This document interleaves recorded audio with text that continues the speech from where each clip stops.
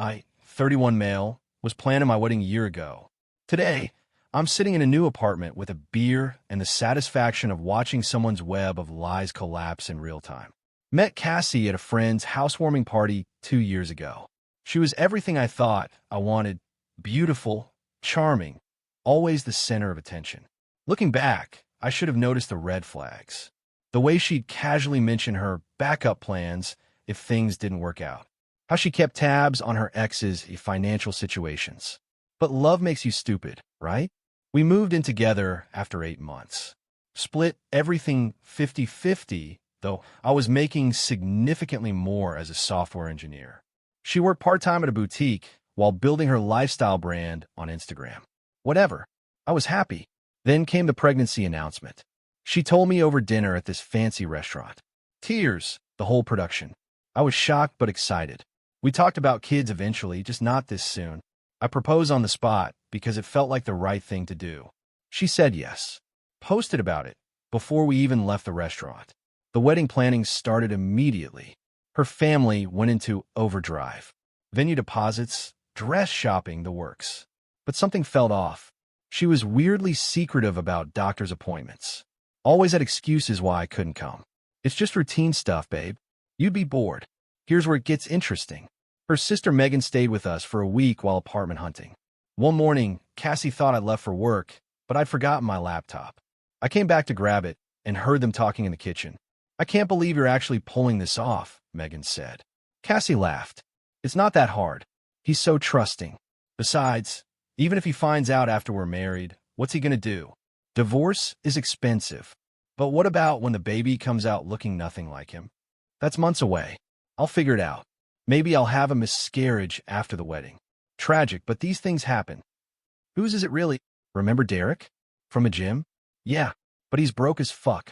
Can't exactly pin a baby on someone living in their mom's basement. I stood there, frozen. Then Cassie added the kicker. Honestly, I'm not even sure I'm actually pregnant. The tests were weird. But hey, got me a ring, so... I backed out silently, drove to work, and spent the day planning. First, I needed proof. Cassie had left some papers on her dresser a few days earlier, supposedly from her OB/GYN. I'd glanced at them, but hadn't really read them. That night, while she was in the shower, I took photos. The letterhead looked off. The doctor's name? Dr. Sarah Mitchell. A quick Google search showed no OB/GYN by that name in our state. I made an appointment with a real OB/GYN, Dr. Patricia Chun. Showed her the papers. She took one look and shook her head. These are fake. The medical terminology is all wrong. This isn't even how we format pregnancy confirmations. Armed with this, I hired a private investigator. Overkill? Maybe. But I needed everything documented. The PI, Marcus, was worth every penny. Within a week, he had photos of Cassie meeting Derek at his gym, going to his mom's house. Guess he really did live in the basement. And most importantly, buying pregnancy tests at CVS and throwing them away unopened in the parking lot trash. But here's the thing about Cassie. She was smart. She'd covered her bases. Joint credit card charges were from a place called the Bloom Wellness Center. Clever. It sounded like a fertility clinic, but their main business was cosmetic procedures. The charges weren't for hormone treatments. They were for Botox. Hell, she even had morning sickness. Turned out she was making herself throw up. I couldn't just confront her. She'd spin it somehow. I needed her to hang herself. So I played along. Went to cake tastings. Smile for engagement photos. All while documenting everything. I opened a separate bank account she didn't know about. Started moving money slowly. Consulted a lawyer about protecting my assets. Then, 2 weeks before the wedding, I set the trap. I told Cassie I'd scheduled a special appointment with a premier OB/GYN who specialized in high-risk pregnancies. I want the best for our baby, I said. She couldn't refuse without looking suspicious. The morning of the appointment, I suggested Megan come along. For support, I said. Cassie ate it up. Loved the idea of her sister witnessing her performance. We get to the clinic. Cassie goes back for her examination. Of course, there was no examination. The staff was briefed. They just had her wait in a room for 20 minutes. Meanwhile, I'm in the waiting room with Megan, casually mentioning how I had to take time off work to go get Cassie's latest test results. She left them in the glove compartment, I said. Probably forgot with all the wedding stress. Megan looked confused but didn't say anything. That's when Cassie, sitting in the examination room and apparently bored, decided to FaceTime her sister. Megan answered, and I could hear everything. "This is so stupid," Cassie said. "I don't know why he insisted on this appointment." "Where is he?" Megan asked. "Getting something from the car." "Whatever. At least after the wedding, I could drop this whole pregnancy act. I'm only marrying him because I'm pregnant, but it's not even his baby." She laughed.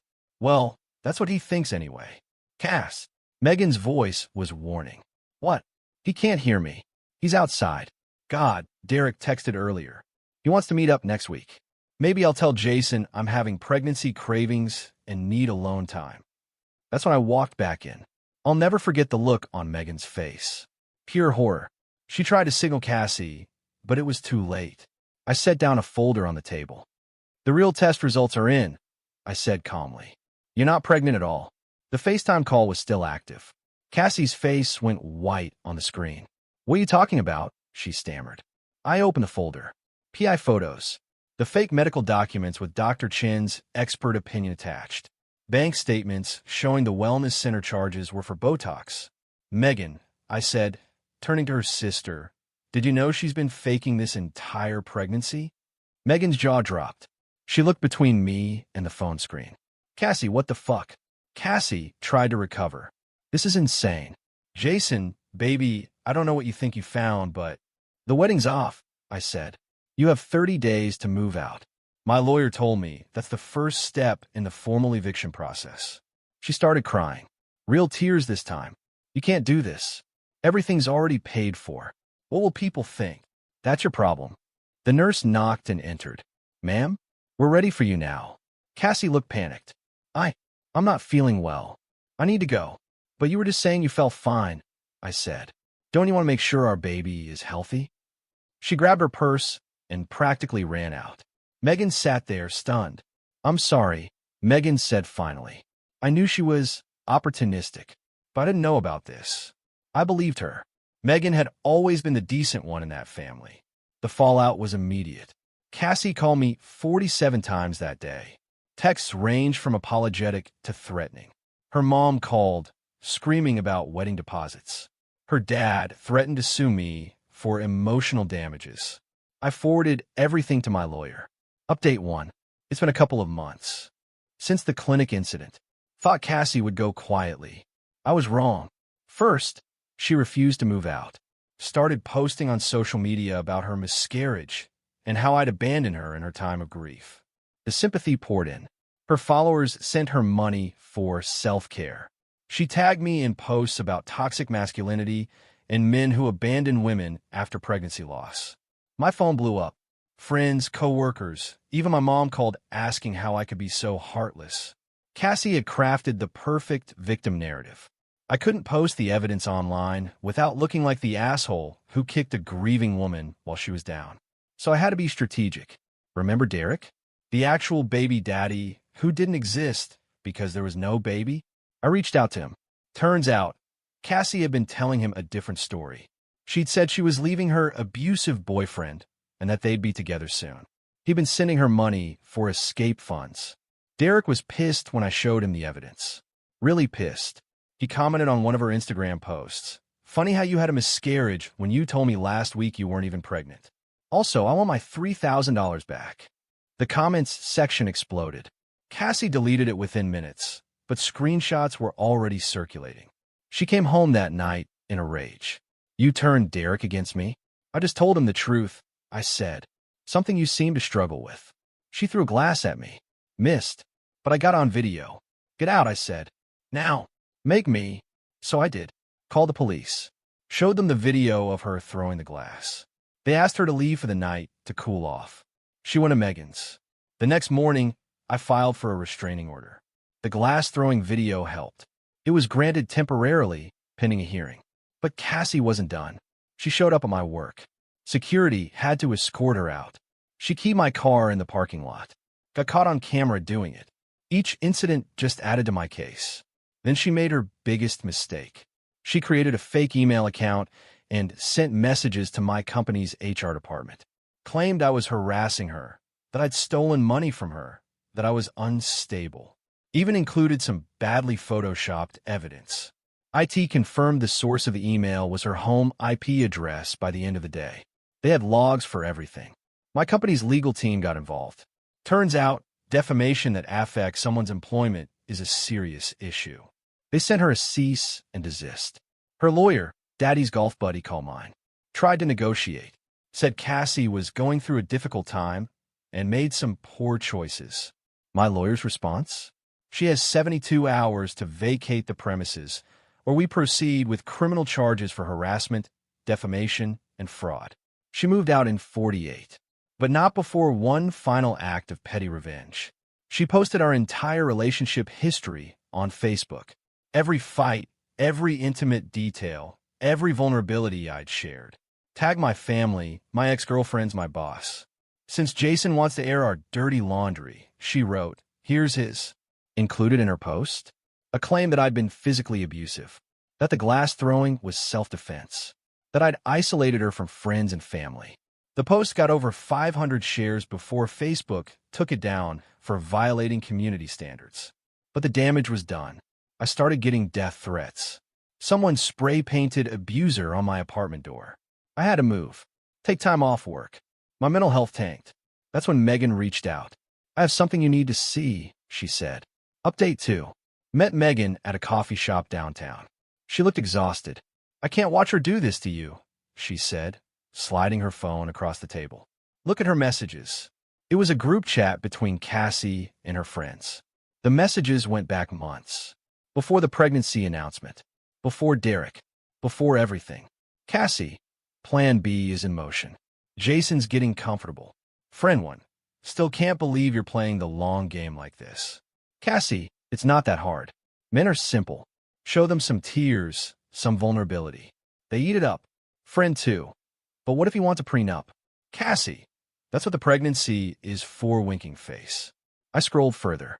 Found messages about her previous relationships. 3 other guys. Same pattern. Meet them, move in, create drama, threaten suicide or claim abuse, get paid to leave quietly. She's done this before, I said. Megan nodded. She learned it from our mom. Did the same thing to our dad. Then to 2 stepfathers. Cassie saw it work and perfected it.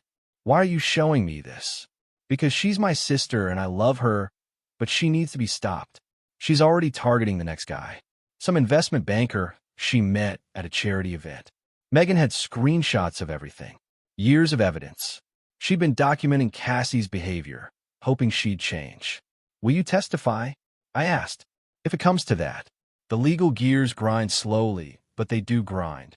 Over the next 8 months, my lawyer worked with the DA to build an ironclad case. It did come to that. Cassie's harassment escalated. She started showing up at places she knew I'd be. Always with witnesses. Always playing the victim. She'd cry and beg me to talk to her. Then when I'd leave, she'd tell people I'd verbally abused her. My lawyer decided enough was enough. We filed charges. Fraud, harassment, defamation, cyberstalking. But Cassie had one more card to play. The day before the hearing, she checked herself into a psychiatric hospital. Claimed she was having a mental health crisis brought on by the trauma I'd inflicted. Her lawyer argued she couldn't stand trial in her current state. The judge granted a postponement. I thought it was over, that she'd found a loophole. Then Derek reached out again. Dude, you need to see this. He forwarded me an email Cassie had sent him from the hospital. She was using the facility's computer lab. The email outlined her plan. Stay for the minimum 72 hours, get diagnosed with something sympathetic, use it as a defense in court. But she'd made a crucial error. She'd sent it to Derek's old email. The one he'd given her when they met. The one that auto-forwarded to his new email and his work email. His work email that belonged to the law firm where he was a paralegal. His boss saw it, recognized the case. It had made local news. Called the prosecutor. Turns out, faking mental illness to avoid prosecution is its own crime. Update 3. The psychiatric hospital took Cassie's email seriously. They launched an internal investigation. Interviewed staff. Reviewed her intake forms. She'd been caught on camera laughing and chatting normally with other patients minutes after a supposed breakdown in front of doctors. She'd been Googling symptoms of PTSD on the hospital computer. She'd even asked another patient what she should say to seem more traumatized. The hospital discharged her with a note stating she showed no signs of mental illness requiring inpatient treatment. Court day finally arrived. I wore my best suit, brought all my evidence. Megan was there, ready to testify. Even Derek showed up. Cassie walked in looking like she'd stepped out of a movie about wronged women. Conservative dress, minimal makeup, hair in a simple ponytail. She'd even added fake glasses. Her lawyer opened with a sob story. Poor Cassie, abandoned by her fiancé, suffering from miscarriage, driven to desperate acts by grief.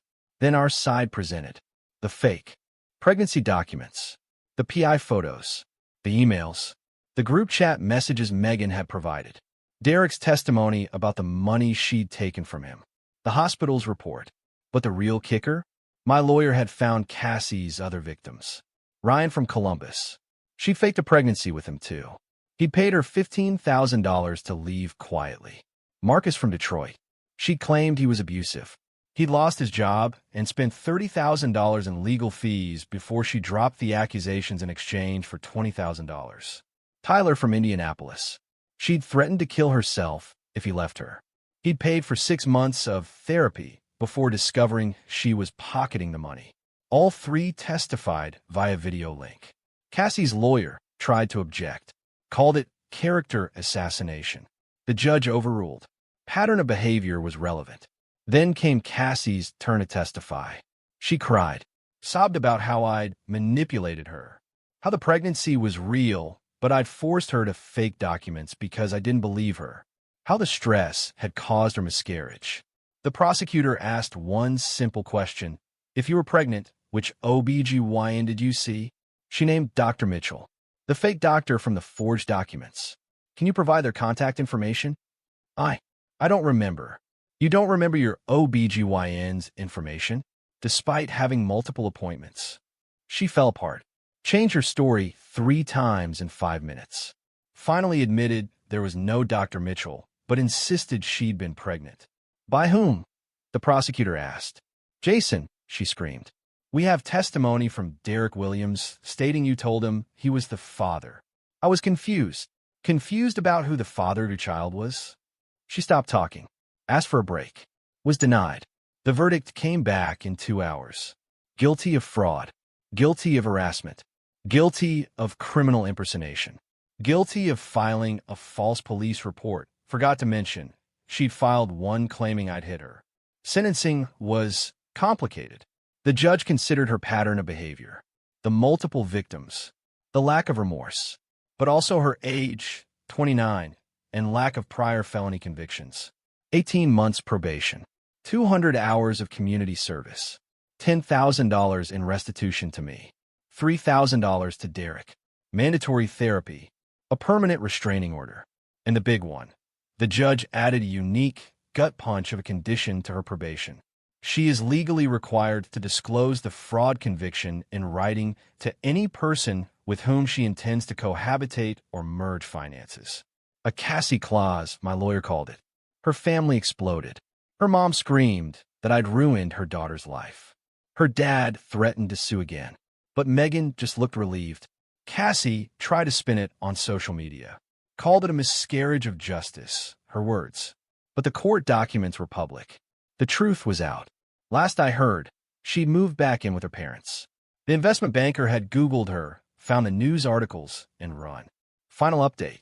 It's been a year since the trial. I'm in therapy, still processing everything. Trust issues don't just disappear. Megan and I have become friends. Weird, but she's been through her own trauma with Cassie. We grab coffee sometimes. Compare notes on red flags we missed. Derek's doing well. Used the restitution money to finally move out of his mom's basement. We play Xbox together sometimes. Bonded over shared trauma and Call of Duty. Cassie still posts on Instagram motivational quotes about rising from the ashes and surviving narcissistic abuse. Her comments are limited. The follower count has dropped. My lawyer says Cassie's already violated her probation twice. The first time, she created a fake account to comment on my new girlfriend's Instagram. The PO was not amused. The second was a chance encounter at a restaurant where my sister had reservations. One more violation, and the prosecutor has promised to push for jail time. Part of me hopes she does. Part of me just wants her to get help. The trust thing is hard. Started dating a woman from my hiking group. Told her everything on our third date. Showed her the news articles. Expected her to run. She didn't. My ex-husband faked cancer to get out of our prenup, she said. People are crazy. We're taking it slow. Really slow. But it's nice. To anyone reading this, document everything. Trust your gut. And if someone's story seems too convenient, too dramatic, too perfect, it probably is. And to Cassie, if you're reading this, hi. I know you stalk my Reddit. I hope you get the help you need. But stay the fuck away from me. That's all. Thanks for listening to my TED Talk about why I now require background checks for second dates.